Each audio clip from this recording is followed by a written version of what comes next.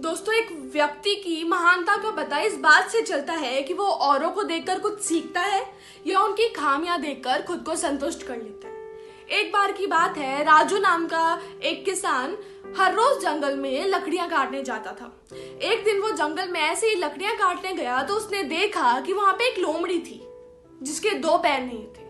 उसे चलने फिरने में बड़ी तकलीफ हो रही थी। राजू को उस पर दया आई और वो लोमड़ी तब नदी पार कर रही थी, तो राजू फिर से अपने काम में जुट गया क्योंकि उसे बहुत सारी लकड़ियां जमा करनी थी।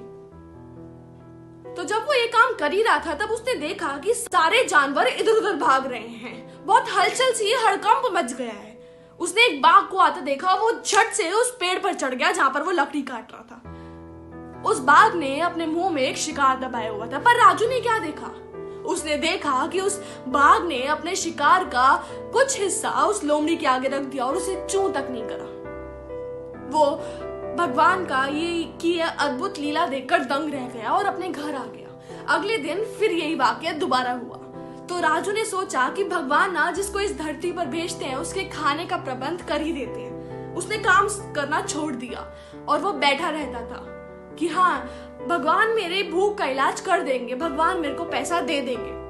पर बहुत दिन निकल गए, ना उसे खाने को कुछ मिला ना पीने को। वो फिर भी बैठा था, बहुत कमजोर हो गया था।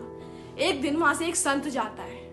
उस संत को उसकी हालत देखी नहीं जाती। वो उसे पानी देता है और कुछ फल खाने के लिए देता है। तब राजू उसे अपनी पूरी व्यथा सुनाता है और बोलता है कि भगवान ने उस लोमड़ी का दर्द तो देख लिया, पर मैं जहां यहाँ पे मरने वाला था भूख से, उन्हें वो नहीं दिखा। वो संत मुस्कुराए और बोले कि शायद जो उस घटना से भगवान तुम्हें समझाना चाहते थे, तुमने वो समझा ही नहीं और उसका उल्टा समझ लिया। भगवान तुम्हें उस बाघ की तरह देखना चाहते हैं, दूसरों की मदद करते हुए, ना कि उस लोमड़ी की तरह लाचार बैठे हुए। तब उसे वो समझ आया, पूरा खेल समझ आया और जुट गया वो काम पर।